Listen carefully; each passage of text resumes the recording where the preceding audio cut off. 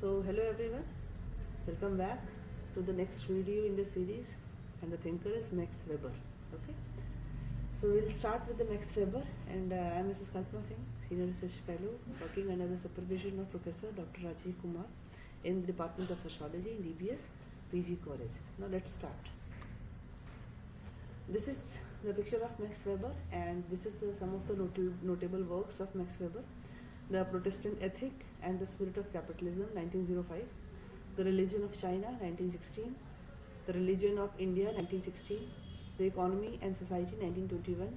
The Theory of Social and Economic Organization, 1925. The Rational Foundation of Music, 1858. Okay. The lifespan and the country is already mentioned in the first slide, so you can go through that. Okay. Now let's start the key concepts of the Max Weber. The first key concept is ideal types. Let's start with reading the definition first.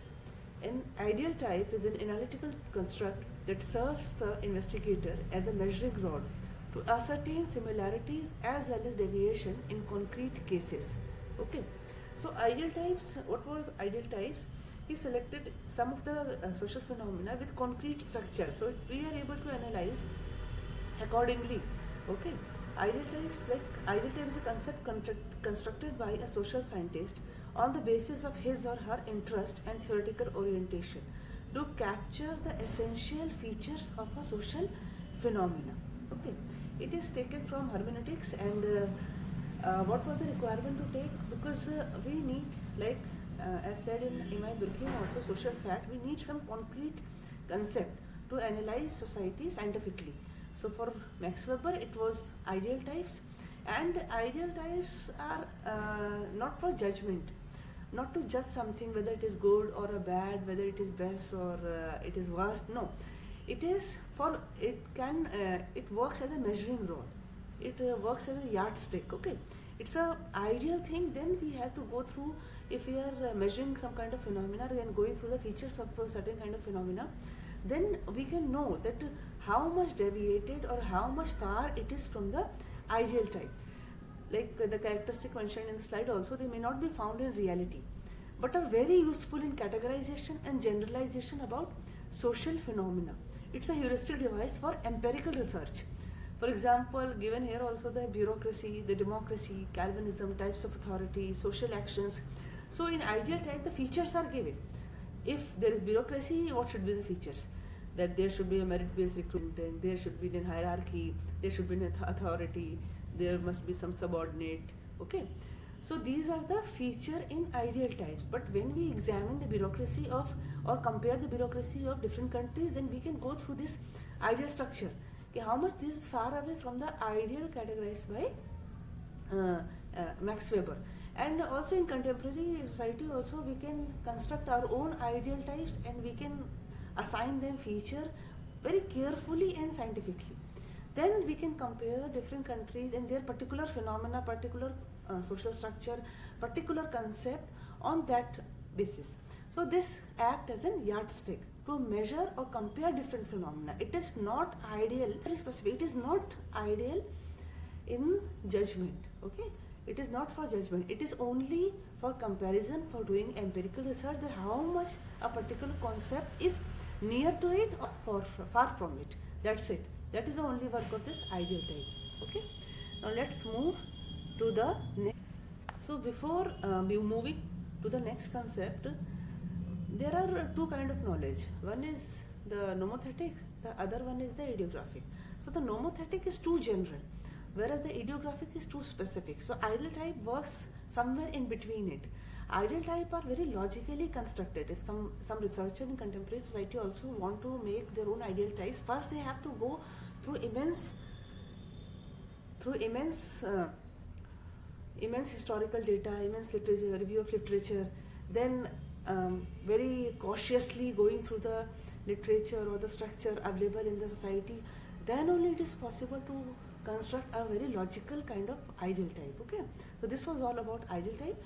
Let's move to the next slide, that is methodology.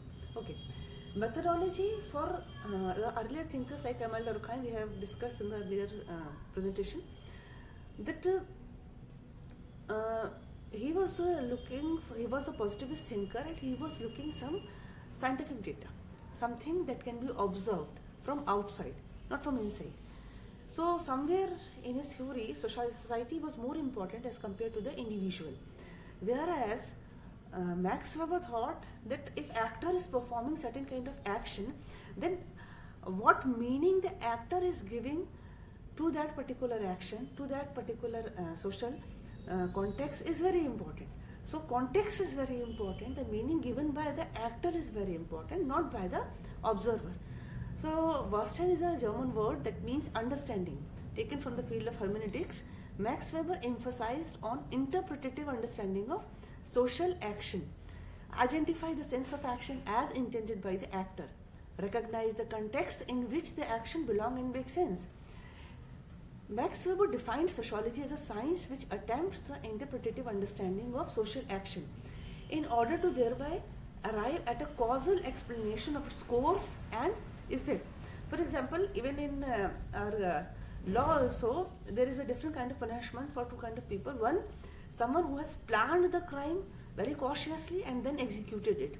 And the second type of criminals in which something out of emotion, something out of sudden circumstances, someone has committed the crime. So there is a difference between the punishment too. That one person is doing crime, planned very well, executed very well, and then the crime happened. But on the other case, somebody out of anger or out of emotion, extreme emotions, committed a certain kind of crime. So there is a difference. So similarly, Max Weber wanted to know the society from the eyes of the actor.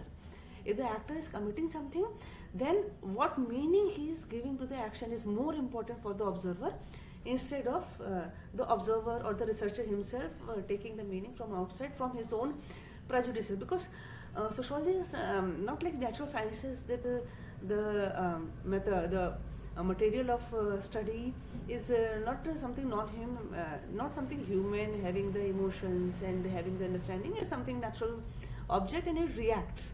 In natural sciences, the subject matter reacts, whereas in social sciences, the matter or the subject is human itself.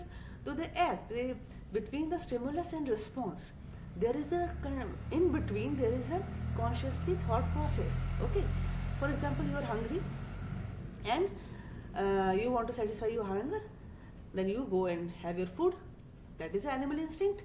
But what if the food is not present there? Then you have to, in between thought process, what kind of food is going to suit you, what kind of food is going to harm you. You will consciously think in between. The preparation of food itself converts the food into the culture. So the understanding, the meaning given by the actor to that particular situation is very important, and that is the that should be recorded as such, and through that lens only society must be understood. So that was the methodology given by Max Weber. Okay, now we'll discuss one type of ideal type discussed very detailed by Max Weber. Okay, so this is bureaucracy. Okay. Now what was the need of bureaucracy? Okay, first we go through the definition.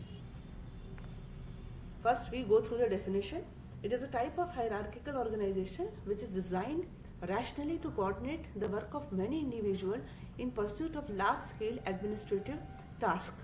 Okay. So what are the, when we say ideal types, as we discussed in the previous slide also, there are certain characteristics, okay, based upon which you can objectively analyze the kind of structure existing in different societies, the kind of bureaucracy existing in different society. So Max Weber has given certain characteristics. Let's start from hierarchy. Then the authority. Hierarchy means there is an senior, there is a lower member, there is a section of members, and lower people at subordinate level reporting to their higher authority. So hierarchy, authority, fixed division of labor. It is very fixed that what are your working limitations, the area limitations, what kind of decision you can take, everything is fixed, defined. And there is a fixed division of labor, that if a person is holding certain kind of position, that what are his jobs, what are his limitations, and he has to work under those limitations only. Somehow if he violate, then there is a certain kind of punishment. So this is a fixed division of labor should be there in bureaucracy. Next is recruitment based on merit. So we see definitely the people coming to bureaucracy are recruited by a very systematic system. For example, at UPSC also, and certain all kind of formal organization, they recruit people in a very systematic way based on merit, based on their education, kind of written test, review, and following the certain kind of procedure. Next is the perks associated with the government job. Definitely if a person coming to a bureaucracy, he has a fixed salary and a fixed, then there is an allowance, there is a number of facilities of house, accommodation and traveling, and a number of things are there. And this is the reason why government job is very popular among our own country, among the citizens of India and across the world. What was the need of bureaucracy? Bureaucracy existed since time. Because bureaucracy, why bureaucracy is needed? Because with the evolution of society, the state is converting to a welfare state. With too much of work under a welfare state, some stationary kind of organization was needed to execute those works very efficiently, very effectively, so they can reach to the needies. So for that reason, a concrete structure was needed and the efficient people were required. Day by day we see that the span of work of bureaucracy is increasing. A more rationalized society will have a more span of bureaucracy there, more areas of working under the control of bureaucracy. So this is the consequence of somewhere welfare state, and as welfare state will increase, as rationality will increase, as rational choices will increase and rational actions will increase with the rationalization of society, the work of bureaucracy will increase. Okay, now the development of modern society moved towards the rational social action, dominant institution of industrial society, a business of administration with controlling, managing, coordinating a complex series of tasks in a modern societies. Okay, now what is rational action? It is a methodical attainment of a definitely given and practical end by means of an increasingly precise calculation of means. Bureaucracy is something very calculative in nature and calculating the means and end. So they have calculated very precisely. Okay, so for that reason in modern society bureaucracy is far more expanding rather than contracting, and in welfare state with evolution of more complex society we will be having more complex structure of bureaucracies. Okay, so this was all about bureaucracy, and there is a last statement also, the positive and negative aspects of bureaucracy. Positive is definitely we have in a changing political environment we have a static structure which is continuously performing their job and letting the policies executed well without any interruption, even if the government keeps changing. And since they have been recruited on the basis of merit, so they definitely doing the work more efficiently, and they are general in nature, so they have to work on number of areas, number of sectors, so they have most of the time they have a coordinating and instructional kind of job. So this is the good point about the bureaucracy. What is the negative point? Because they have been working under the rules and regulation a lot, so sometimes the work is dehumanizing, and also the stigma of red tapeism is there, that if the work is going on. But we see that with the advent of e-governments, things are really changing, and the drawbacks of bureaucracy like red tapeism and the file not moving for a very long time, and the people running to the offices very frequently and keeps telling that this work is pending for so many years, is slowly removing. So things are going digital, so we think that negative side will erase in the years to come. But definitely, as Marx has alerted us, that the more the bureaucracy, it will act as a more the rational society, it will act as an iron cage. Means you might think that we are free to take choices, but those choices are very limited, and that choices also being controlled and provided by the government itself, by the higher authorities itself. So increasing bureaucracy will convert the society into iron cage, and that Max Weber has alerted us while giving the description of bureaucracy. Okay, so that was all about a brief introduction about the bureaucracy. Okay, now let's move to the next important concept given by Max Weber, that is authority. Now start with the definition. Power is the chance to impose your will within a social context even when opposed and regardless of the integrity of that chance. Okay, power is informal in nature. It is different in different societies. When we say authority, it means power has been legitimized using rules and regulation, written and given the legitimacy with the constitution. So that is authority. Okay, it can be exercised at every place, and the power combined with legitimacy, it becomes authority.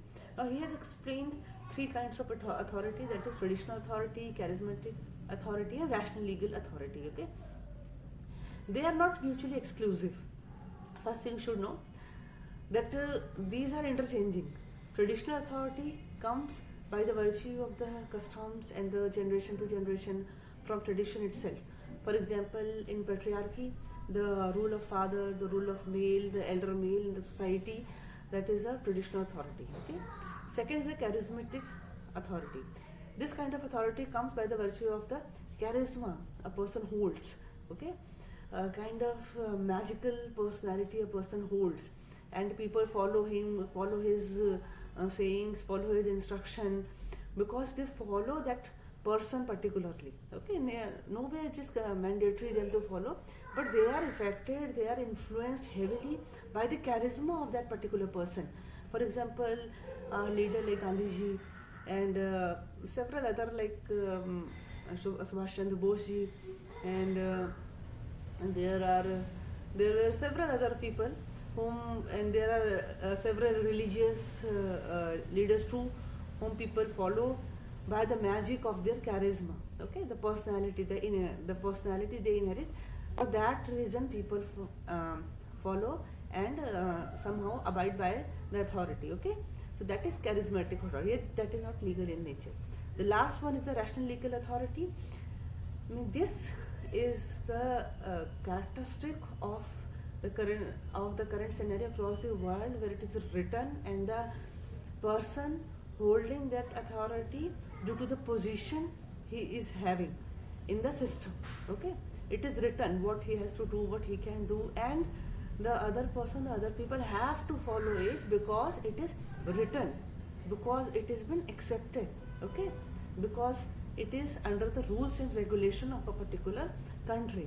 Like for example, there is a police person, there is a policeman, and what he said or what he does or what he said to some person, he has to follow because it is written. Legally it is written that these are his rights, and what he is saying, then you have to accept it. Okay, it is written. It is not by the power of that particular individual or a person, but the person holding the position in the system. Okay, so this was the basic difference between the three kind of authority. In traditional world, there is an authority belief that there is a virtue in the sanctity of age-old rules and practices, like gerontocracy also rules by the elders, and in patriarchy the rules of men, elder men. Okay, in charismatic authority, it is by the virtue of a person holding the charisma, holding the personality, holding the influencing effect, by which mass people, mass followers follow his instruction and whatever he say, and in this manner he is able to let people do what he wishes to do and bring mass change. So that is purely depend on the charisma of that particular person. For example, I already mentioned like Gandhiji and Netaji Subhash Chandra Bose, and there are Lokmanya Tilak, and there are several Raja Ram Mohan Rai, and several social reformers. Then the last one, rational legal authority. Bureaucracy is the best example of this. Okay. Now the last point is they are not mutually exclusive. Okay. With the time, maybe this traditional authority or the charismatic authority converts into rational legal authority. Okay, because we are in the system of democracy where vote number is very important. So charismatic authority might stand in the election and get mass number of votes, and that converts them into a rational legal authority. Similarly, traditional authority, with the passage of time, people follow them, and maybe on the later ages when recruitment is going on, that converts the traditional authority into rational legal authority. Okay, so these are not mutually exclusive; they keeps on interchanging. Now moving to the next slide is the social action. Okay, action is social insofar as its subjective meaning takes account of the behavior of others and is thereby oriented in its course. So I also mentioned this earlier in crime example. There is stimulus and there is response. Okay, if there is no intervening process like intervention of thought process, if that is not there, then that is an animal instinct. Okay, there is a stimulus, there is a response. Means I'm hungry, so I start eating, or I'm thirsty, I started drinking, or similar kind of things. Okay, now if there is a thought process, then when there is an intervention of thought process, then it becomes a social action.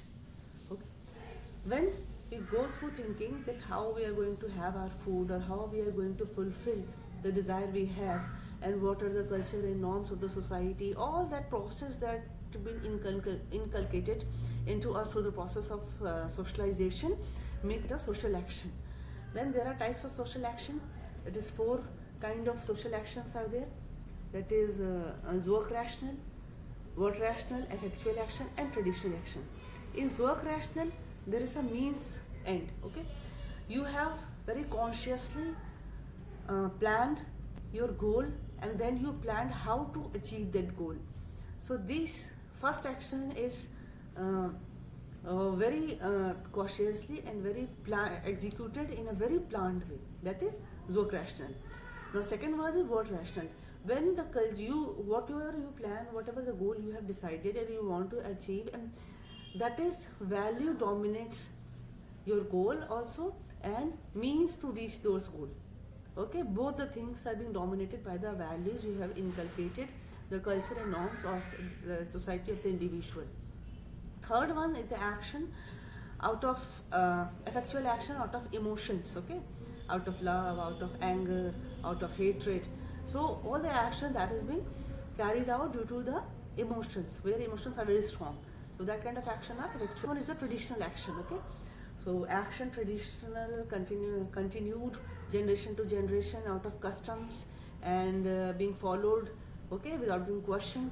So you feel that this is legitimate and this is okay, so you don't question about it and you follow it. Like there are so many rituals when we do during religious practices, so we don't question each and everything, and so much of rationalization is always harmful for a society. Okay, if we keep questioning why this, why that, and all that thing, because we have been socialization is a process where family inculcate their values and cultures into the mind of the new member of the society.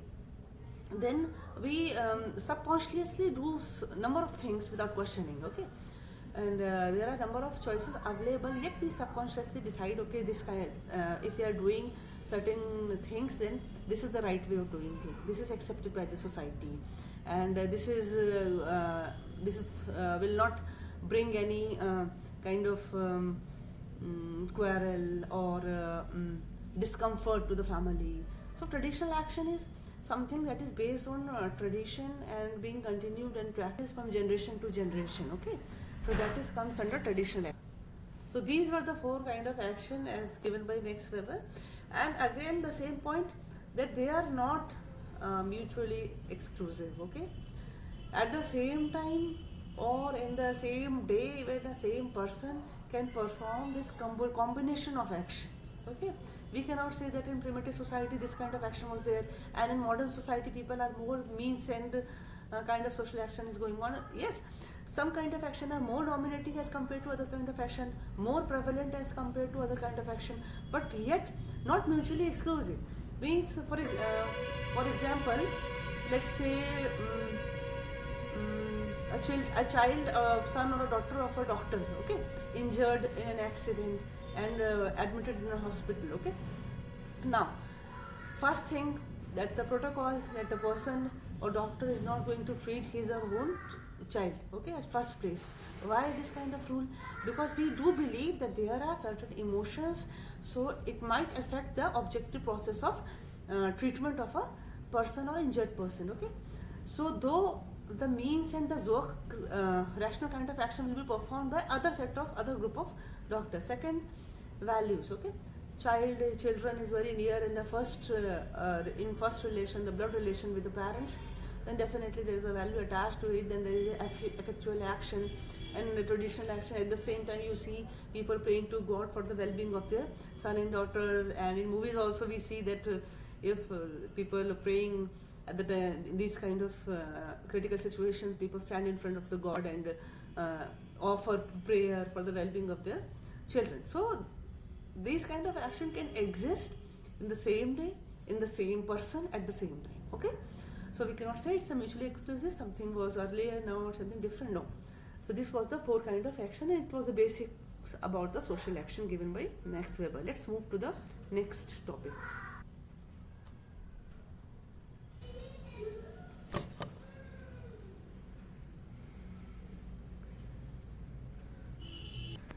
So what Max Weber has done, that Weber tried to draw a connection between Protestantism and the rise of capitalism, particularly in ascetic Protestantism, primarily Calvinism. So he tried to draw a connection between the religion prevalent in a particular country and what are the major characteristics of that religion in that country, and then he compared the traits in the country where capitalism succeeded, okay.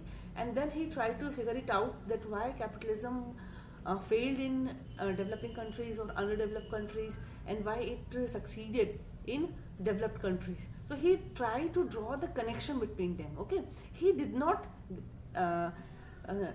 this is a very important point, that he did not said that these are the requirements for the emergence of capitalism. No, he just draw the connection that what are the traits were present in those countries where capitalism succeeded, and that was not present in the country where it didn't succeeded, okay. There are limitations to his study, but we need to go through first that what were those characteristics, okay. Now the attitudes which seek profit rationally and systematically, hard work, calling, predestination, signs and indicators. Now here first we need to understand what is predestination, calling. Like in Protestant ethics, it was defined that okay, somebody is chosen, some people are chosen for heaven, and some people are left behind. So how will come to know that who are chosen and who are left behind, okay. So what they have thought, what they have decided, that okay, those people who are living comfortably, who are living a successful life on earth, are chosen for heaven. So this is a clear indication that who will go to heaven and who will not go to heaven. So that is called the predestination, the calling, okay. Now the signs and indicator is your success, okay, who are chosen. So you see, this is a kind of open system, okay. This is not a closed system, this is an open system. If a person start doing hard work or start doing some kind of business and succeed in that, it means he will somehow include himself the chosen ones, the chosen for the heaven ones, okay. So this was the way where Protestant ethics, the ethics were open first thing, and they focused on the profit, on the working, and the success of it, and the more accumulation of wealth, and somehow leaving the bad traits, the traits that is not helpful in for a success of any business, like more vacations. They were not in the favor of more vacations, then liquor consumption, and certain other bad practices that is harmful for a business or a work.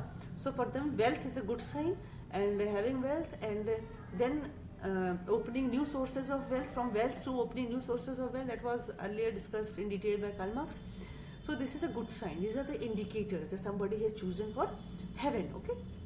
Now this particular system legitimizes unequal stratification system. How? That if somebody is rich, then he is there by hard work, by his intellect, and by ditching all the bad practices, and he is successful, he is the chosen one. And those who are poor, those who are left behind, those who are living in very poor conditions. They are not chosen one, they are not doing hard work, they are following some bad practices, and for that reason they are the poor responsible for their own present condition. Okay, so here this discrimination and the entire system of discrimination and the causes, the social causes of poverty is all being somehow avoided or ignored, and the sole responsibility of a bad situation or a bad economic, social or health situation of a person is blamed on the person itself. Okay, so it is legitimized the unequal stratification system. So he said that just a minute. why China didn't proliferated in capitalism, because, and why India also there is no success of capitalism, because there is a strong family ties. Even the merit system is there, but ultimately the selection is depending on the strong family ties, strong kinship system, the strong value system, where the value system and this kinship system is given priority over the individual assets, over the individual success. Okay, in India also there is a caste system, there is hierarchy that is defined by the birth itself. So people, that is a closed system. People not able to change their status from one to other merely by doing some good job, but because that is decided by birth. Okay, there is a major four division of that Brahmin, Kshatriya, Vaishya, Shudra, and accordingly there is some discriminatory practices, some exploitating practices towards the lower end of the strata. So these were the reason for that capitalism did not proliferate in underdeveloped or developing countries. Okay, so this was all about religion. Now next, move to the next topic. Okay, so here it ends. Okay, so here it ends. These were the major key concepts given by him, and I just explained in a very short manner that what were the main characteristic of it, and how Max Weber attached to it, and how Max Weber described the society and different phenomena accordingly. So this was all about Max Weber. Okay, thank you, bye bye. We'll meet in the next lecture.